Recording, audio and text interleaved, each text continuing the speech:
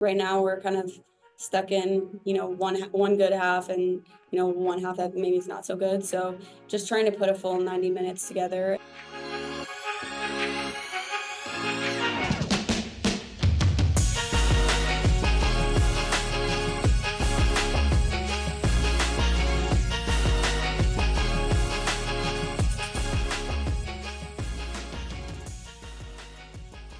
Welcome to Red Stars Report, a podcast dedicated to bringing you the latest news and commentary on all things Chicago Red Stars. I'm your host, LT. Grant is under the weather tonight and is unable to join us, but in their place, returning to the podcast once again, is my good friend and Red Stars Report community member, Liz. Welcome back, Liz. Happy to be here. I'm sorry that you've had to join me on an episode about a loss, especially a loss to Portland, who is your nemesis, I believe. Absolutely correct. I just love talking about a Portland loss. I think I read prior to the match that they've only won against Portland twice in league history. I don't know if that included their playoff win in 2021, but if I it feel did, like it probably did. That's even worse. Awful. Yeah. Had hopes going in a little just based on Portland's run, but prior to the match, Lauren had said that he's like, throw out their record, they're a good team. So yeah.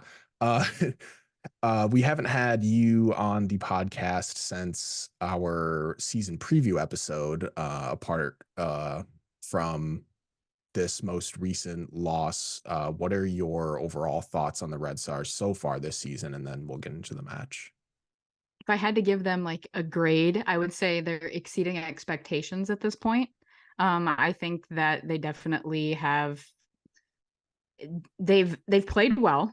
You can see that there's pieces that are still coming together, but just overall, they are playing well as a unit, especially the back line that has never really played together until this season.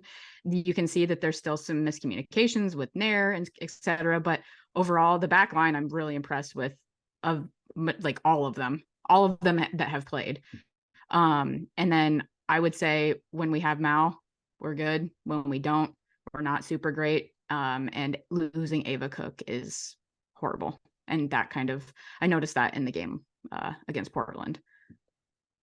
Yeah, I think going in, it felt like they added pieces enough to make it not feel like it was going to be like a rebuild season.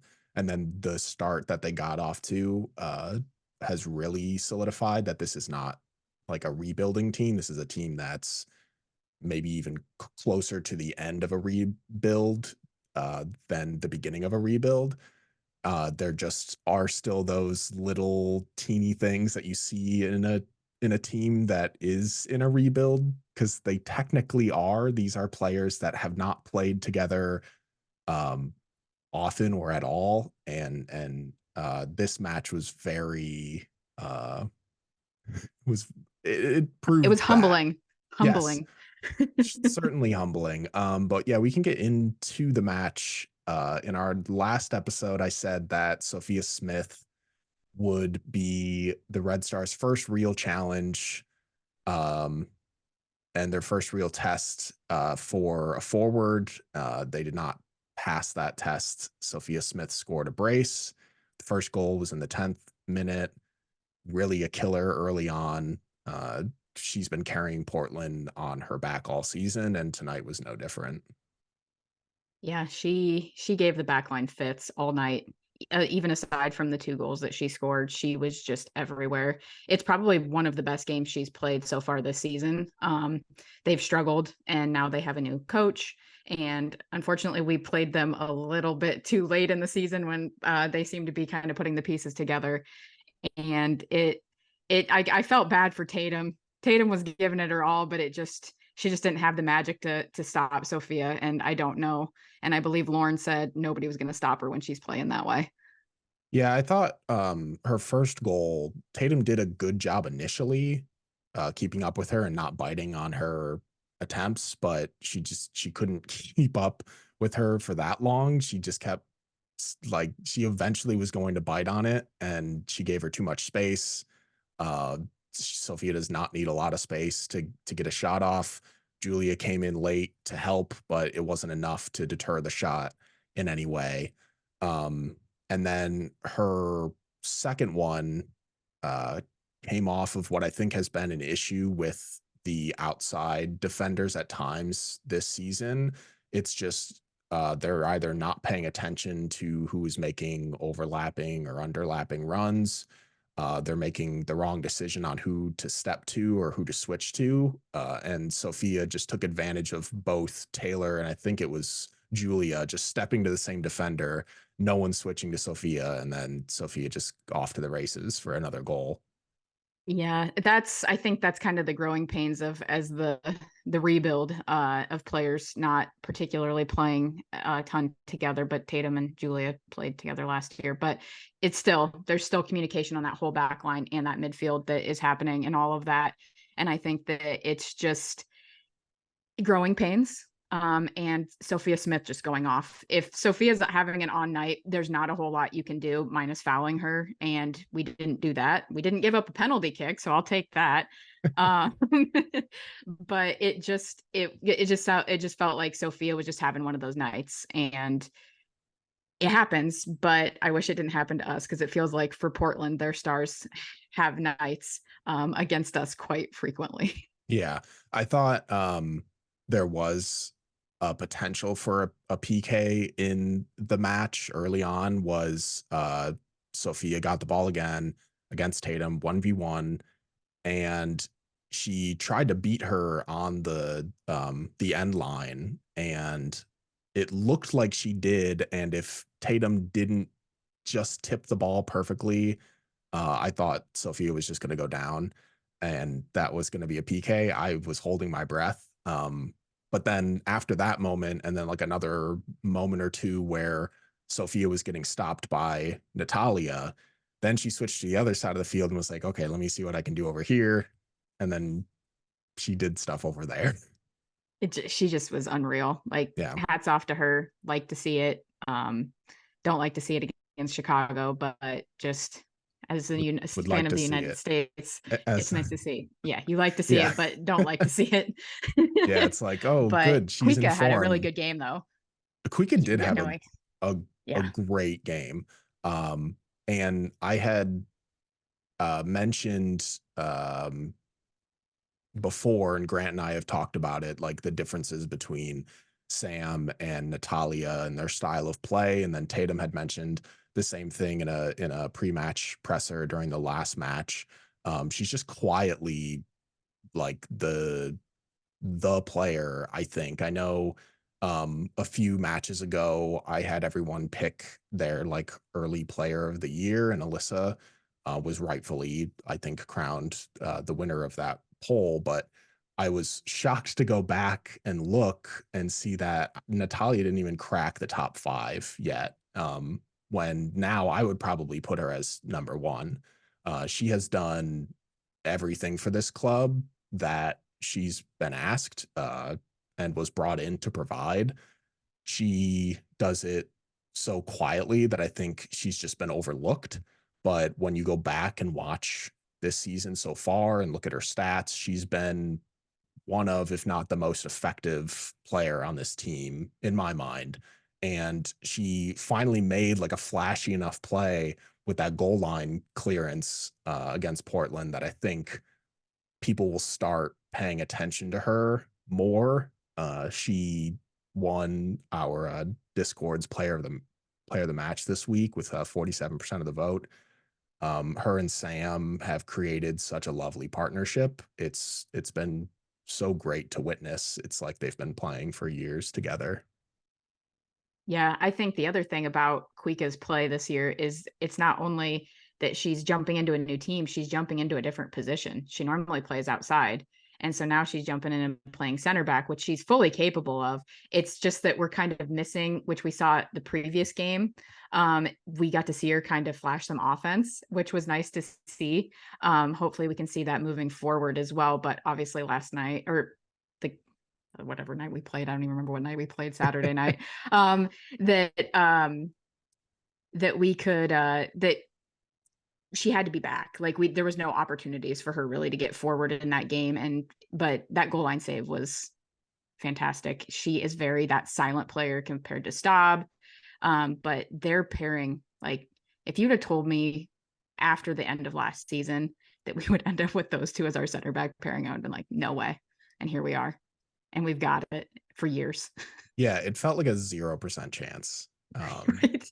Neither were really on anybody's radar right when the offseason started. I don't think anyone, when the offseason started, were like, okay, the Red Stars are going to get Talia Kuika in as a restricted free agent, and they're going to trade for Sam Staub. I don't think anyone thought that. Wild. But here we are, and those two have been enough to keep Chicago from getting destroyed in matches. But there's just more stuff they need to work on to make sure that they continue to win more consistently, or at least not have matches like Saturday. But I think one of the biggest reasons was the absence of Maxi. If Maxi could come back and we could solidify our defense on the wing, I think that would be even more lovely than just those two pairing together. I think this team really misses Maxi because I think she leads the team in pass blocks and maybe shot blocks, or is it second in shot blocks behind Natalia? And then she's just more willing than either of our other outside backs to get forward and get into the attack. Not that Taylor isn't, because she hadn't been for a while. In this match, however, Taylor was, and I think she played very well offensively. But I do think just overall that Maxi has been missed in these last couple matches. Yeah, she just brings a presence to the game that I can't fully put my finger on. She brings a physicality. She brings I feel like she's composed on the ball. And I feel like at times we as a team are not composed on the ball. We play hot potato with it. And with her, I feel like she feels comfortable being on the ball as a more offensive player, even though she is a defender technically. Um, but yeah, she is definitely all over the place. Like, and I think that we've missed that and the pushing forward as well and getting. But yeah, as you said, Taylor had a great game. She was getting up the field. She was making players miss while she was dribbling the ball up the field, which is nice to see from your outside back. I thought that overall she was one of the better players that we had in the Portland game. Yeah, her service into the box was very good in that match. It wasn't a big surprise because we've seen her make that service, especially on Maxi's goal earlier in the season.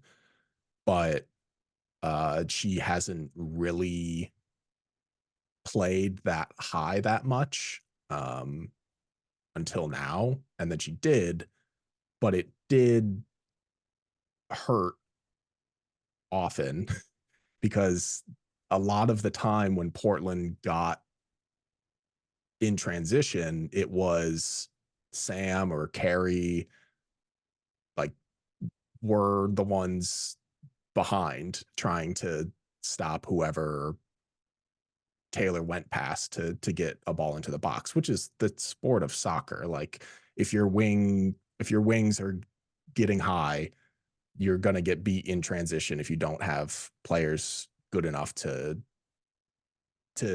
recover. But Sam is good enough to recover, so it didn't hurt too bad, other than just that one opportunity that we already mentioned that really hurt them with Sophia's goal. But overall, I think Taylor had her best match of the season offensively, maybe still the same kind of play that she has been having defensively. I don't think she's improved much there, but it was nice to see her actually get into the match and try to make a difference. Yeah, I think that her presence was felt on the field, which is always a good thing. especially on the offensive side when there wasn't a whole heck of a lot happening in general in that game. And yeah, I think that overall, just the defense just didn't have it. They just kind of were a step slow against Portland, it felt like. And yeah, when you're playing and you're getting high, you definitely need to have somebody dropping back, and especially if they can't get back, if they just lack that speed. And that's where I feel like we struggle with getting back, and that's why it's a little risky to get that high. But with risk does come reward sometimes. So some reward almost did happen. Yeah. So there, I mean, it's worth it at times, and that's why you pick and choose as an outside back when you're going to go up and when you're not.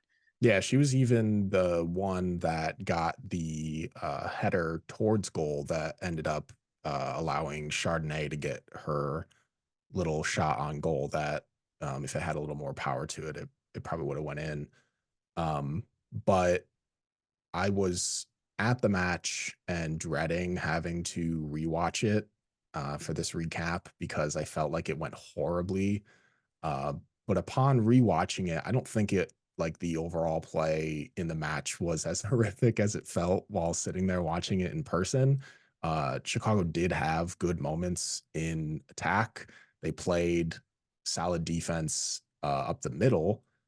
Portland obviously took advantage of the wings, and they actually had okay possession at times. Been getting better at possessing the ball, which is what Lawrence says he wants them to be. He wants them to be this possession team, but they're just having trouble finishing their opportunities that they're given, or are not making the best decisions in the box to lead to scoring opportunities. Yeah, I agree. I think that I talked just earlier about composure. I think our composure in the final third is not good. We just don't know what we're doing. We're not making the right runs. We're not making the right reads. Like Hawking several times in the game was getting end line and then bringing the ball back across goal, and nobody was there. Like nobody's making that run. And I don't know why, because that's the play. Like that's the play every time. You're making a run and you're getting the ball back across the 18, and somebody should be running onto that because it's really hard to defend, because A, you have to stop the offensive player, and then B, you can't own goal. So it's like one of the hardest plays to defend, and it was right there a few times and we just didn't. Hawking was pretty good, and I think it's because they were doubling Mal. So she had more freedom, and we definitely we were getting the opportunity, but then nobody was moving in the box, and it was frustrating to watch. And I'm sure they're going to go back and look at it. It's just, we need to capitalize on those opportunities.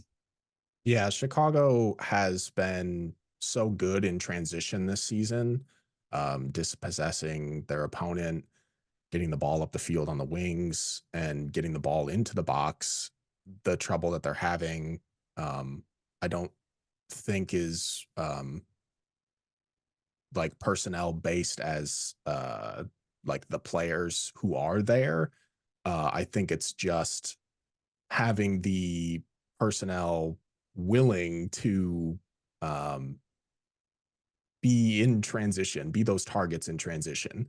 No, like you said, no one is making those runs and progressing the ball up the middle of the field, I think is an issue. I think this is why Mal is having such trouble getting touches.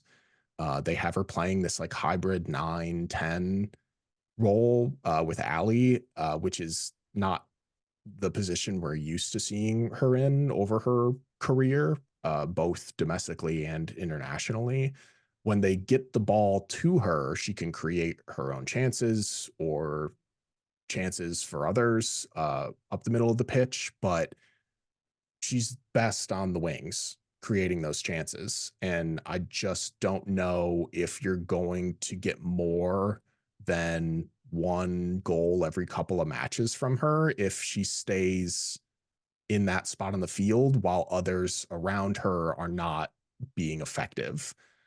It would be lovely to have a Mal in a 9-10 hybrid role while also having a Mal on the wings. I think that would help wonderfully. Um, I just think if you're going if you're going to get her opportunities in matches, especially ones that like early on in the match when she had that like 3rd minute uh, ball that once again hit the crossbar and hit the line. This Pain, pain, second pain, pain. second match in a row. Like those are the opportunities that she can get up the middle of the field. It worked. Like whatever they did there worked.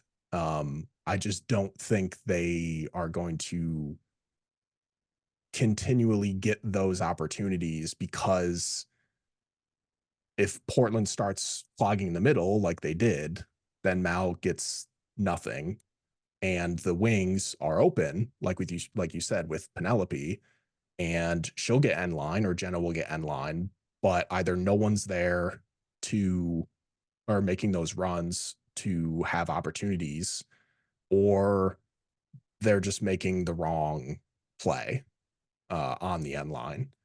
And that's very apparent when you look at the stats. And it's like, I think Jenna made 1 cross in the match. I don't think Penelope made any. I think she had like 3 passes into the box that led nowhere and to no one. So when your wings are not playing effective cross pitch play, you're not gonna score, and they didn't. Yeah, I think it's twofold there. It's not having the wrong it's the wrong reads on the by the wings, and then nobody making that run, like nobody willing, which is shocking because I feel like Ali Schlegel is that player. Like I just feel like she had an off night, and it wasn't the best. And also back to the Mal hybrid weird 9-10 thing. I would love to see Hawking and Mal switch and have Hawking play the 9-10 with Schlegel and then have Mal play on the outside. Or you could bring in a Shea Groom potentially and have her play that role with Ali Schlegel. And we know that she will throw her body around at the ball and make those runs into the box. Yeah, I disagree with you about Ali tonight. I thought, Really?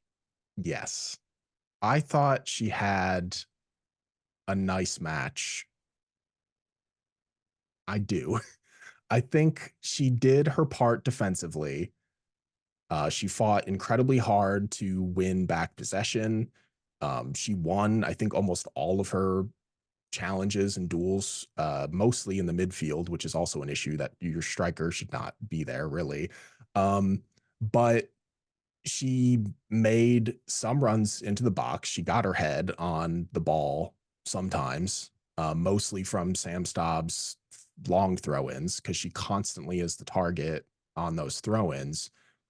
Just didn't get a chance to get anything on frame, which is the unfortunate part. Like when you look back at the match, Mal had 2 shots on goal plus a crossbar hit. Chardonnay had a shot on goal, and Shea had a shot on goal. That's it. That's rough. I Two mean, I'm two not saying that subs. Ali had a horrible game. I just think No. that if you're going to be playing that attacking position, that we just need more. You need to be making the runs in the box. But I get it. She was getting back defensively, and it's hard. Like we've seen Mal do this game in and game out, and to have the gas tank to be able to get up and down the field over and over, it's tough. Like I'm not taking. We had to get back and defend because it's Portland, and there's a million people on their team that are really, really good, and so I just wanted a little bit more from her, I guess, is where I'm at. I just wanted a little bit more from her, but can we take a moment to talk about Sam Stobbs throw-ins?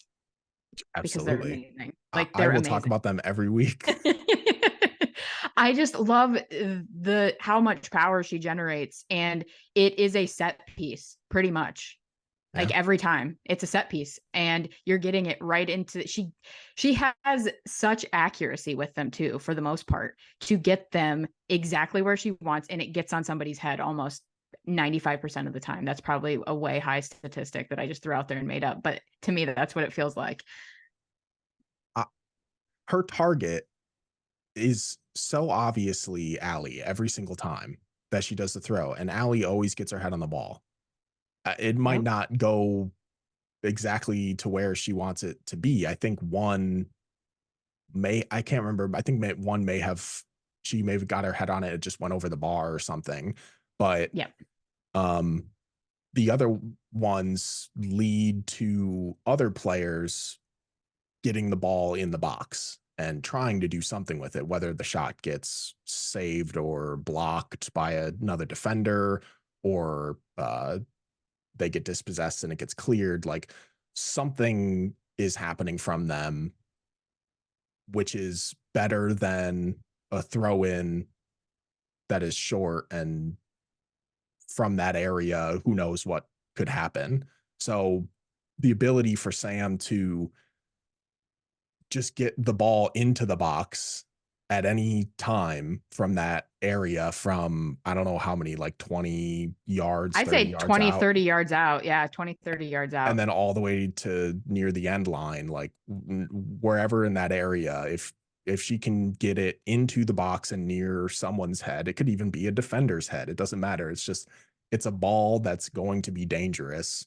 We just haven't seen it fully be capitalized on this season, apart from, I think, Julia's goal came from a Sam Sob throw, but I think it was like like a little bit after. Like, she threw it in and went off someone's head, went off someone else. Eventually, it landed to Julia, and then she got her goal. But it will happen, and like, there will be a moment this season, I'm sure, that it'll be Sam throwing it in, and someone will head it straight in, or it'll be a head to a head, and it'll go in.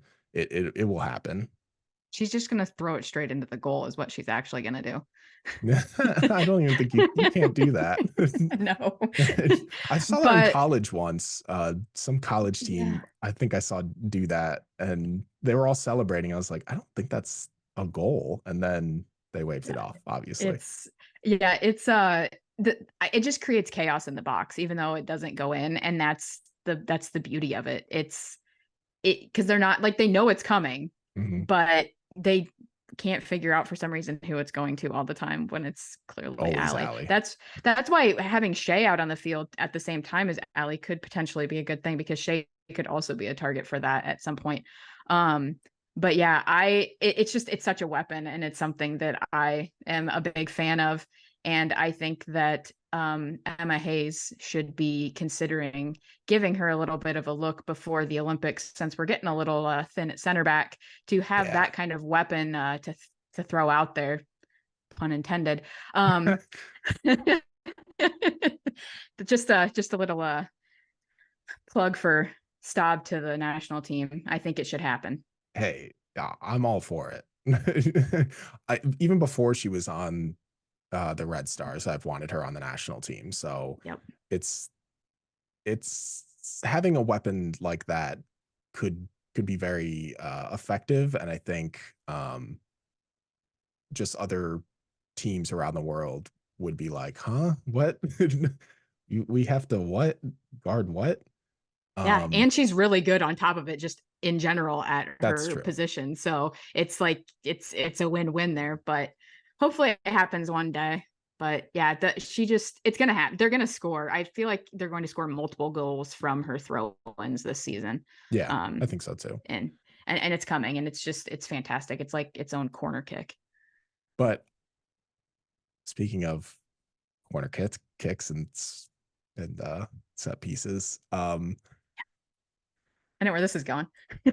I just want to talk about it ever so briefly, and not so briefly, um, because this may be the thing that I'm most annoyed about this early in the season.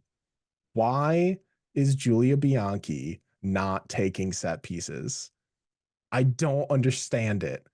She finished second in the league in assists last season with 5, and I'm pretty sure 4 of them were from corner kicks. How does she not have a single dead ball touch this season? How? I don't get it. In the game, I just kept waiting, because we're overhitting corners, we're overhitting free kicks. Every set piece, we're just not on. And I'm just like, okay, let's try somebody new. But instead we're doing, okay, Mal's going to take it. And then we're going to have Sam take it. And then we're going to do this. And it's like, well, but Julia's right there. And she also scored an Olympico last year. So again, why is she not taking corner kicks? Yeah. And free kicks for that matter. Yeah. I mean, we've been watching Mal be kind of hit or miss on her chances. And Sam has beautiful service in the run of play, but her set pieces this season, apart from just like a handful of them, have been pretty poorly taken. And she can get better, certainly, because we've watched her in this league for years be very good on set pieces. But I don't know why, even when Mal sat out a match, they had Jenna take the corners. It makes no sense to me. Like, Julia was our offense last season. And now she only has a chance to be that in the run of play. Like, why not utilize where she's clearly gifted? Yeah, I truly don't get it. It's not because of her height. They're not throwing her in the box. She's 5'6", I believe. So you're not throwing her in the box because you're using her for her height. Like, put her out there to take corners. Like, I don't understand it. And also, like, if Sam is struggling to get the ball in the box, like, we're missing opportunities on free kicks. Like, we need to utilize somebody that is very good at placing the ball where it needs to be, not in the run of play. And Julia is that person. That is, as you said, that is where her talent lies for the most part. And we're just not. And I don't get it. I would love to know why. I think with Mal, they don't want her in the box, is my guess. And so they figured, why not throw her out there? But also, like, she could just play outside the box and hit something, like get her foot through something that comes and pops out. I don't know why she couldn't play that role, but it's just my thought. Yeah, I mean, like, I understand, like, Mal taking the one that was the set piece free kick that was at the top of the box that she almost curled in, that, Hogan had to make a save on. Like, clearly Mal can do that. Like, she's very good. She's very good at taking corners. She takes them for the national team. We've watched her take set pieces that lead to goals all the time. I'm not saying, like, you take Mal off of corners or take Sam off of corners or set pieces or anything. I'm just saying, every once in a while, why not throw Julia out there? She is a proven weapon on corners. Like I said, 4 assists off of corners last season. How many goals did we score last season? Not that many. 4 of them came off of Julia Bianchi corners. 5 of them came from Julia Bianchi's foot to someone else herself. Like, it's just, it doesn't make any sense. Like, I don't know if Lauren just doesn't know her statistics. I have no idea. And I don't know. I'm not in, the facility or in training or anything to know, how she's performing or if they've even given her a chance or anything. But it does not make any sense to me. And I don't know why I'm going to take this much time out of an episode about the Portland match to fight for Julia Bianchi to get some corner kicks under her belt this season, but I will. Well, it's just frustrating because I think it's the fact that it feels ridiculous that we're watching the same thing over and over. We're watching poor corners. We're watching poor free kicks. And we know what Julia brings to the table. I mean, she didn't start last season. She wasn't a starter last season. Then she ended up second overall in assists. Like, that tells you how good she is as a player. And that is a gift that she has. And if Lauren doesn't know that, then he needs to know that. And if people are performing well in practice, fine, but they're not in games. So again, we might need to adjust, even if they're still continuing to perform well in practice. Yeah, Julia's first assist last season came on May 1st. So 2 months into the season, which is wild. Yeah, that is wild. But the ironic part, I guess, in all of this was Sam's only good corner led to Julia heading the ball and it hitting the post, which, like, I don't know, the irony of us talking about this and then those two actually connecting, I think is quite funny. But Sam can even be a weapon in the box herself, Mhm. because she's also great at headers. So why not utilize that as well? I agree. It'd almost be like not having Julia take corner kicks and set pieces is like not utilizing Sam Stobbs throw-ins. Right. Yeah. If you're just in that spot and it's like, all right, Tatum, why don't you just throw it in? Or Taylor, why don't you Yep. just throw it in? It's like, no, like you watch them go to throw the ball and then someone flags them down and they drop it and Sam picks that ball up and everyone gets into the box every Yeah. time. So Yeah. like why not utilize what you have? Absolutely. Maybe I'll ask Lauren at the next presser just for fun. See what he has to say. Yeah, I'm just curious. I'm sure that there's a reason. There's a I'm sure. method to the madness. But yeah, it was just a sloppy game overall. Set pieces, corner kicks, Alyssa's kicks. Yeah, I've always, as much as an Alyssa Nair fan that I am, and she is my hero, I have said since the moment I started watching her play that she's not good with passing the ball with her feet. She is incredible at throwing the ball. She's very good at that and very accurate. She's very hit or miss when it comes to her kicks. I just thought of something. I would like to see Alyssa Nair throw the ball in and see if she can throw it as far as Sam Staub. Maybe without the gloves she could, but Yeah, just out of curiosity, that just popped into my head. But I think Janine Becky was super shocked when that ball came right to her off of oh Alyssa's foot. yeah, yeah, and thankfully Sophia was there to get her arm on it, or else this would have been a 3-goal game, almost matching the entire goals against that Chicago has had. Um, Yeah. but I technically this match had 2 goals versus Chicago's 2 that they've actually allowed to opponents outside of the other 2, which were own goals. So now they have 2 own goals and 4 against them, um, actually scored by the opponents. But it's still not as bad as last year, and I will hang my hat on that. We're getting better. It's a rebuild, as we said. Like expectations are there. And I think that now it's like, oh, we're gonna win every game because we started the season off so hot. And it's like we got to temper expectations a little bit and remember that we're still learning.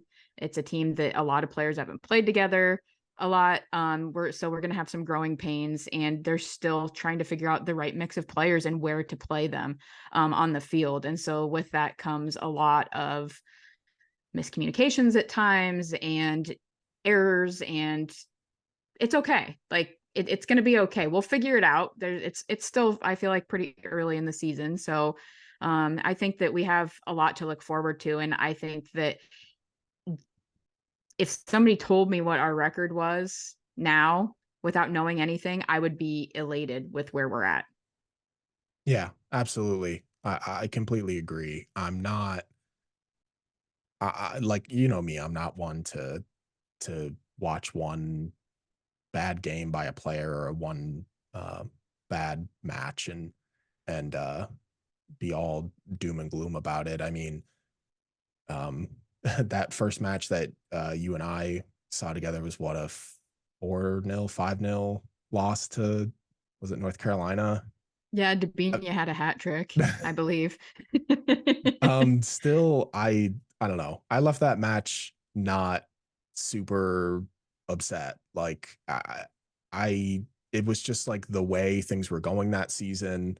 I had a very good time watching the match with you and the rest of the Discord community and getting to spend time with them and then talking to the players afterwards. It's like there are things that um you can find within this sport, within um, this community, that help you get over losses.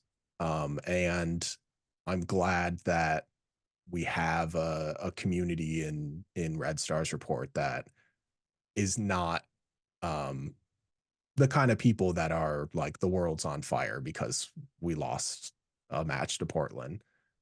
It's nice to see. I'm very pleased that that we're not like that. Yeah, it's easy to do that. I get it. Sometimes one loss can feel like your season's over.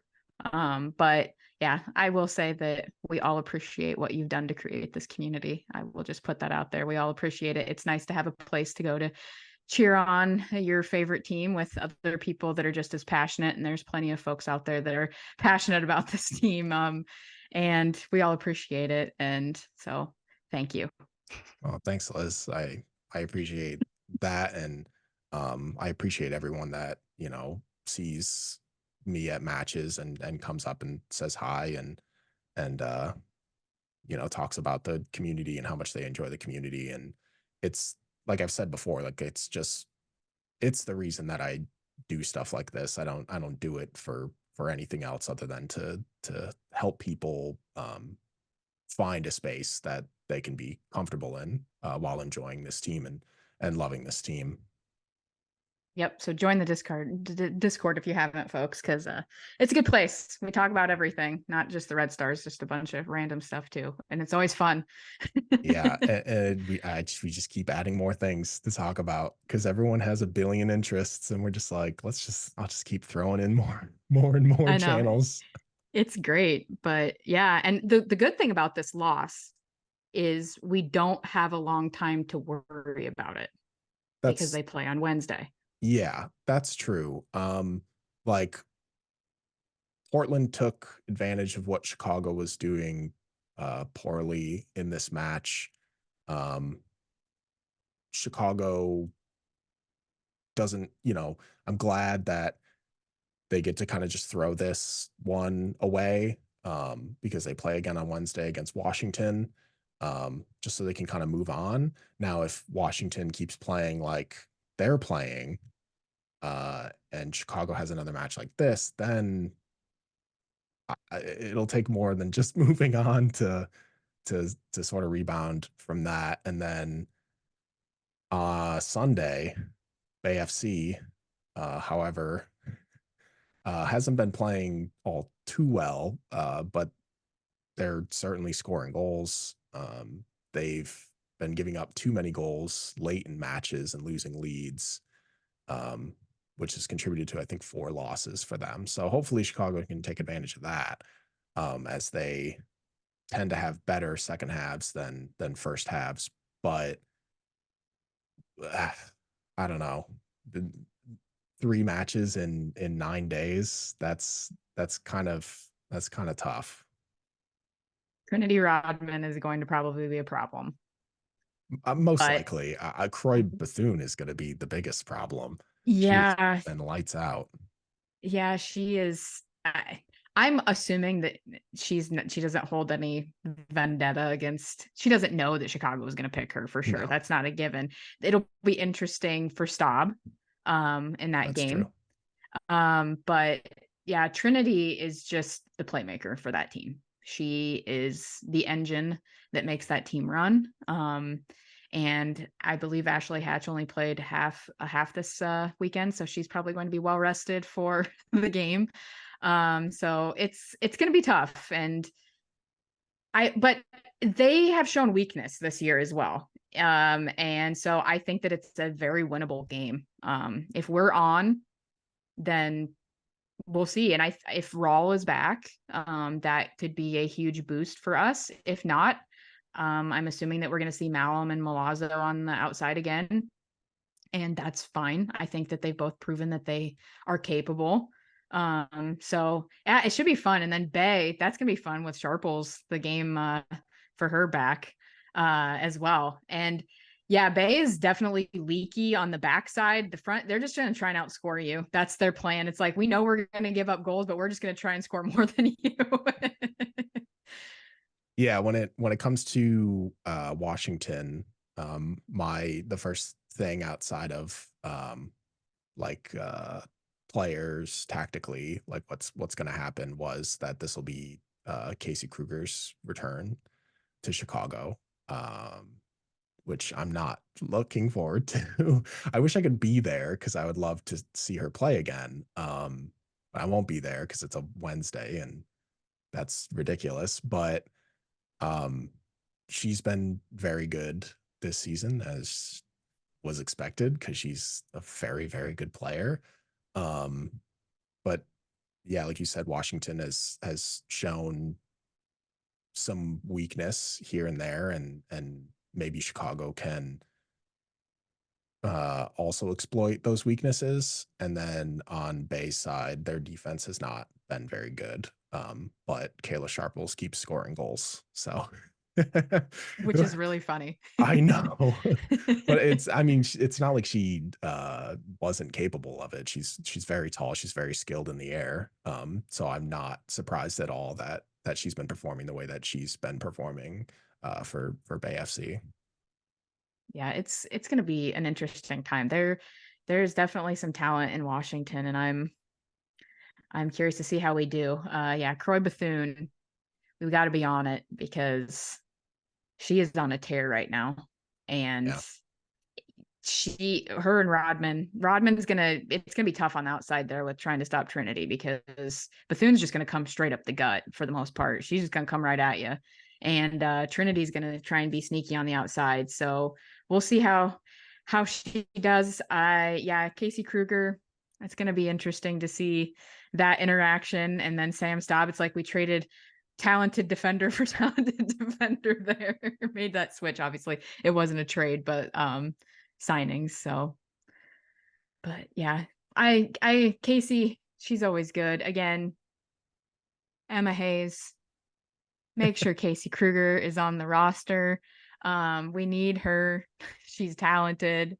I'm just gonna be making all my pitches right here. Don't mind me. Hey, that's fine. I know you agree. It's not like you So. have a podcast that you can do that too. Oh wait, Oh wait, you just do. kidding. I do, and I do it there too. It's true.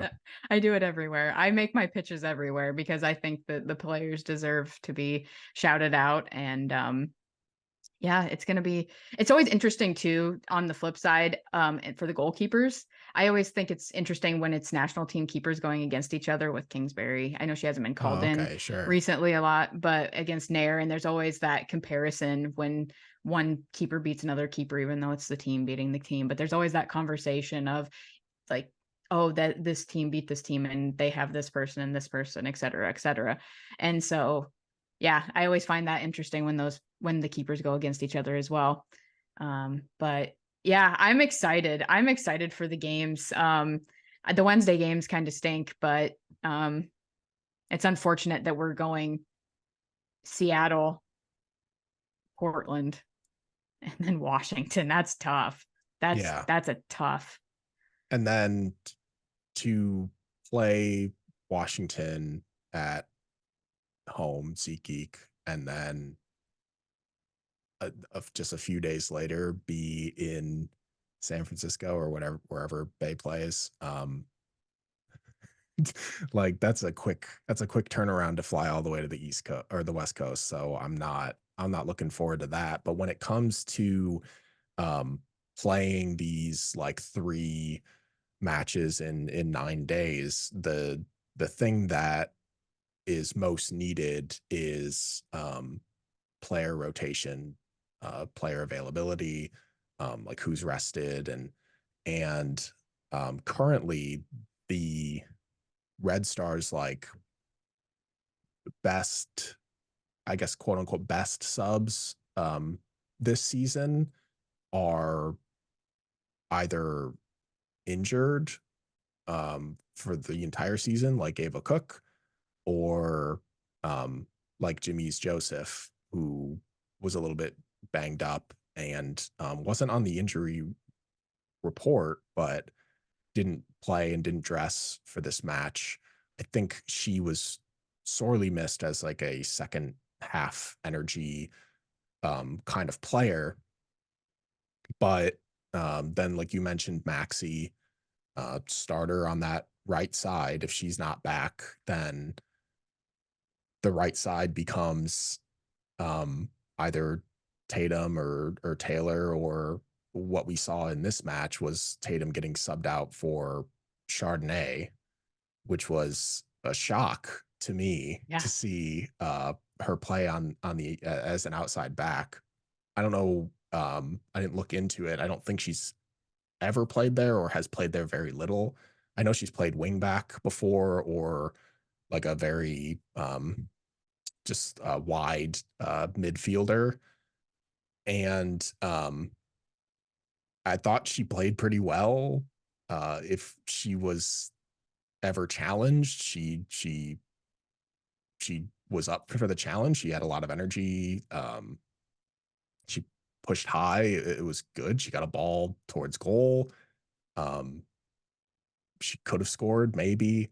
It was nice to see her make her first appearance for the Red Stars, though. And based on how Lauren has been rotating, I have no idea if we'll ever see her play again, because this is what he keeps doing, is just constantly the subs are just completely different people.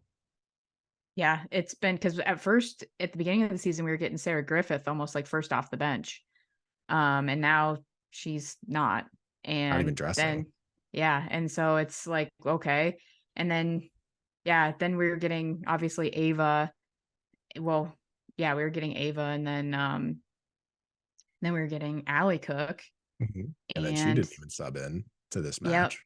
And now, and then obviously Joseph and Nesbeth has been coming in here and there. I But think this is yeah, only her second appearance, um, which is strange, second or third. see, I have in Um, my brain that she's played a lot more, and and that's she not actually hasn't true. at all. And then like B Franklin came in for that Orlando match, and now she hasn't played at all.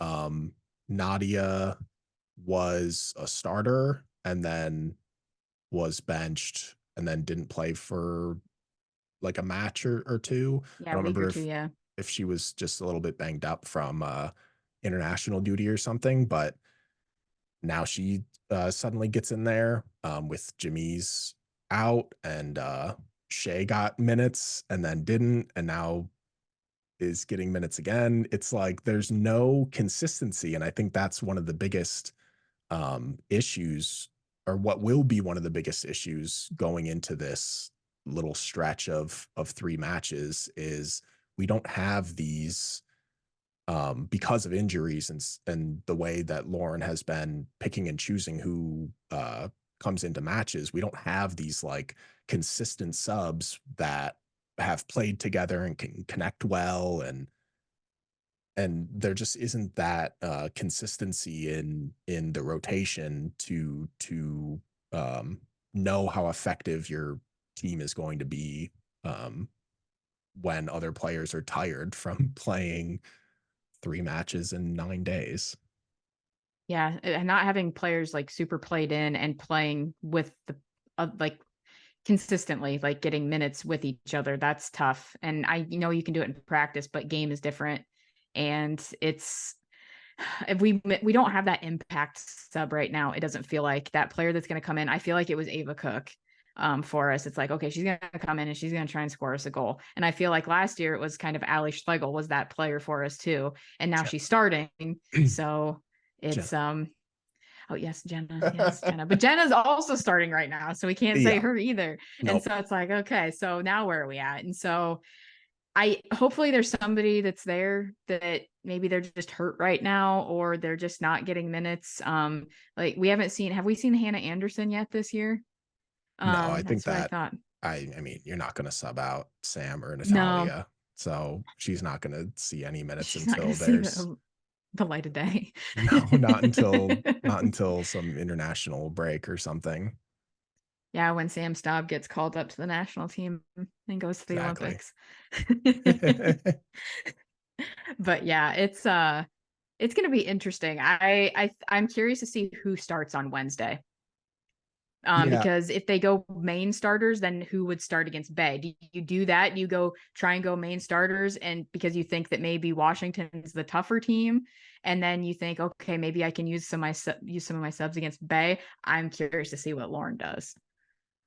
I have a feeling that if Maxi comes back, either, I mean, he'll slot her straight into that starting 11.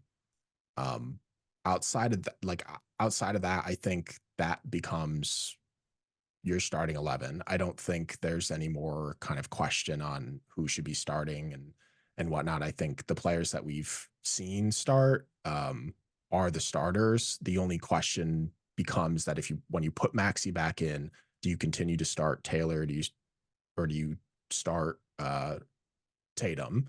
I think that's the only toss up that Lauren will be going through.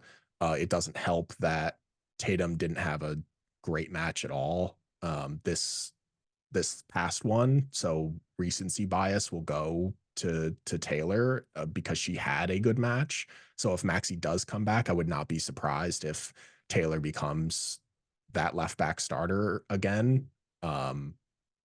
It would break my heart, but it's tough. But other than that, I think the front four, Lauren's going to stick with the front four. You're not gonna switch out Julia or Carrie, and you're not gonna switch out Sam or Natalia, and you're not gonna switch on there. But then when it comes to that Bay game, I think you may see like maybe Jenna sit, maybe Allie sit, maybe they'll switch out someone at the outside role. Maybe they'll give Maxi rest again if she's still recovering. Maybe they'll move Tatum or Taylor, or swap them if that's the case. But that middle outside of Ali Schlegel, I don't think they'll move anybody. Mal's going to start every game, I'm pretty sure. And I'm fairly confident that the midfield isn't going to change. Yeah, I don't know who they would slot into that midfield that is ready to go and ready to take on that responsibility, because they do a lot. They do a lot to hold down the center of the pitch, and it goes unseen a lot, I think, with what the work that especially Carrie Riccaro does. I think that she does not get a lot of thanks for what she does. No, absolutely not. And I think it's a very similar situation to Sam and Natalia. Like Julie is this very like present player. She's very physical and flashy, and she's always getting on everyone and challenging everyone. And Carrie just does like the silent, dirty work that helps in matches. They've both sort of been struggling when it comes to connecting with other players, or at least just their touches or first touches on the ball haven't been very helpful, I should say,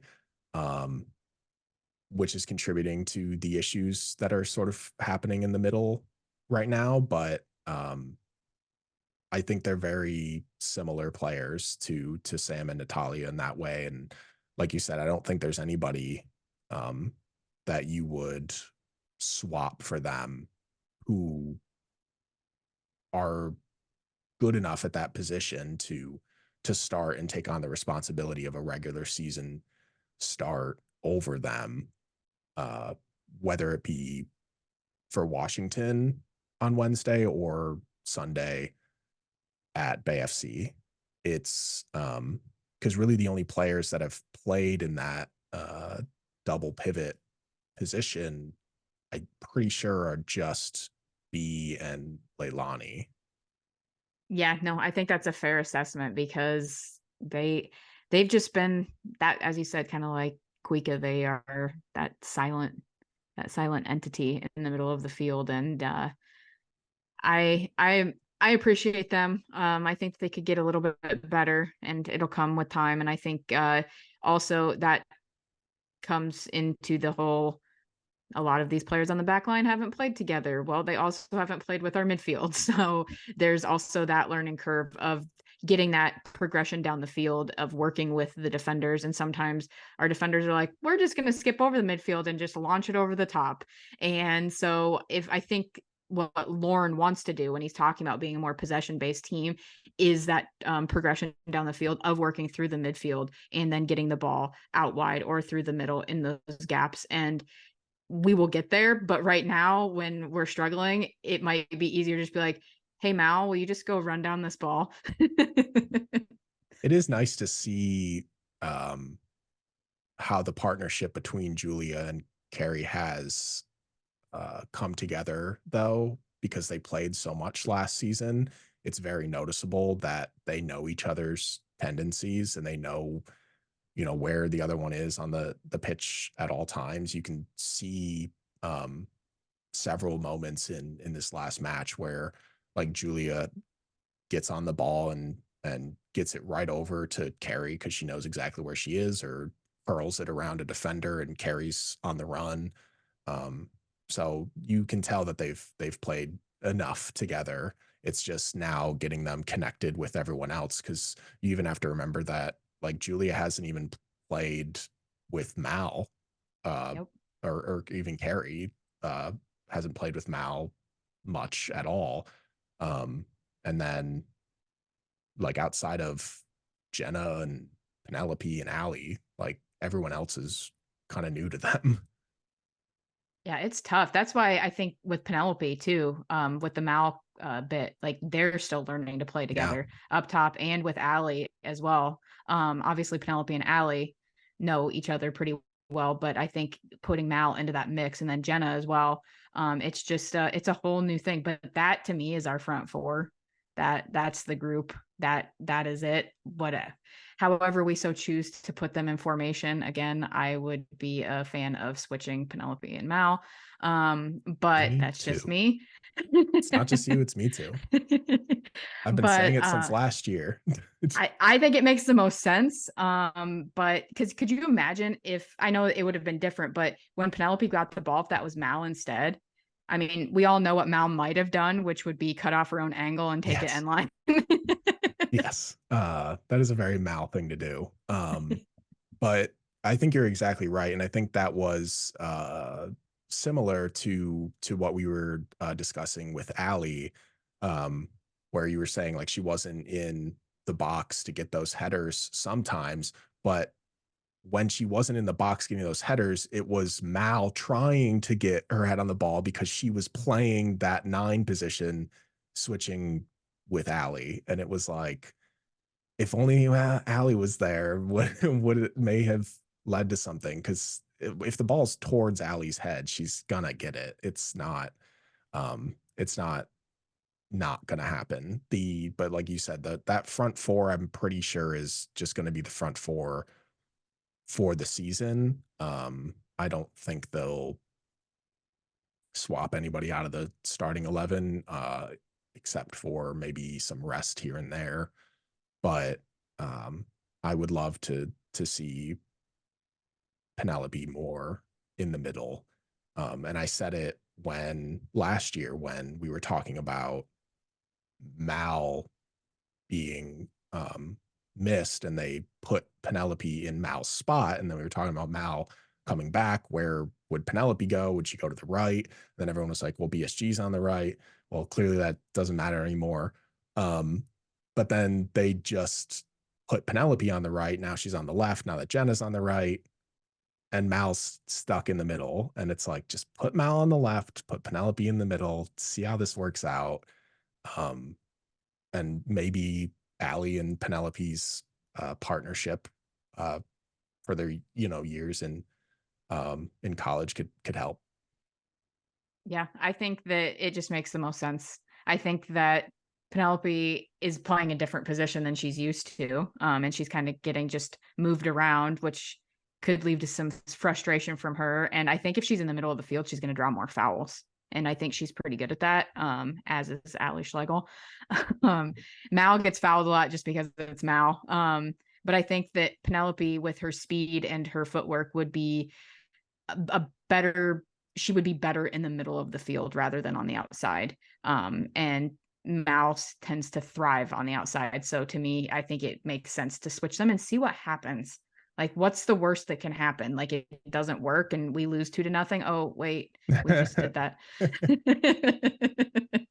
Yeah. The changes that we can see, I think some of them may come. We've pointed them out plenty early on in the season, like with Jenna not being in the starting lineup. Now here she is. She didn't make a huge difference in this match, but she has in previous matches this season, and has been one of their better players, is leading the team in assists and probably leading. I haven't looked, but probably leading in drawn fouls, and certainly is always on that end line trying to get balls into the box. But so things may change. I would like to see a little bit more consistency in the subs. Pick, 4 or 5 players that you want to see the most minutes out of, and kind of just roll with them. I think it's too early in the season maybe for that to happen, and Lauren's still just trying stuff out, and then injuries have obviously gotten in the way. But I think change will come. This club will continue to make changes tactically and get better. There's, like we've said, they've certainly played better than we expected from last season. They're playing better than a rebuilding team should be playing. They've just had a couple of off matches that they'll hopefully rebound from and improve upon the positives of, or build on the positives from what they've shown, and then improve on the negative areas. Totally agree. I think that there's more positives to come than negatives, as the team rolls on. And it's, again, temper expectations and remember that we're probably outperforming what all of us expected anyway. So focus on the positives. It's a rebuild. And to me, we're doing this well and it's unexpected. So be happy. And yeah, we're going to struggle at times, but it just means that there's even better games to be played moving forward. Yeah, and I can't wait for them to get another win again, and then I can talk about them winning a championship this year, because I'll just be excited. You're gonna have to have me on when we win, actually, at some point. Yes, this is in the plan. I mean, not only is it a loss, but it's a loss to the team that I very strongly dislike the most. When they beat Portland later in the season, then I'll have you on again. Well, I need to look up the stat of I know that playoff, like we beat them in the playoff game, but I can't think of the other time we beat them. I need to look this up at some point because I can't think of it. And that's the thing. I'm like, wow, that's really bad. That's the only win I can even think of, which tells me it's only probably 2 in the grand scheme. Yeah, yeah, I can only remember the losses.